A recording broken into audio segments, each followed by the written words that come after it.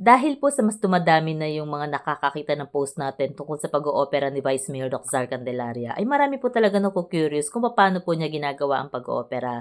Hindi lang mga kababayan natin kundi mga foreigners din. Yung mga foreigners medyo rude lang silang magtanong o mag-comment pero, kagaya ng ibang mga kababayan natin naku-curious lang din sila. Actually po nung mga una pinapakita ko pa yung ilang detalye kaya lang po ilang beses na rin ako nare-restrict ni Facebook. Ang ginagawa ni Facebook, every time po na may tini-treat siya as, violent content, tini-treat niya as violent content kasi yung pag-oopera. Dahil may mga nakikitang hiwa-hiwa o dugo, 'yan. Ayaw niya. Nagtataka nga ako bakit yung iba may mga post naman na, nagkakatay ng mga hayop pero okey lang hindi bina-ban. Kaya lang hindi ko alam pero sumusunod na lang ako sa community guidelines kasi nga ayoko namang ma-totally ban ako.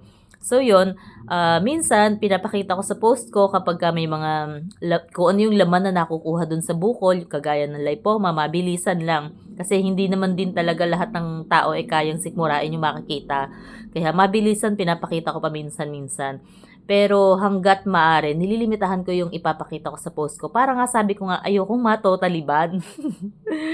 At, dun naman sa mga pasyente pinapakita naman namin kung ano yung nakukuha. So yun, pasensya na kayo hindi po namin puwedeng ipakita.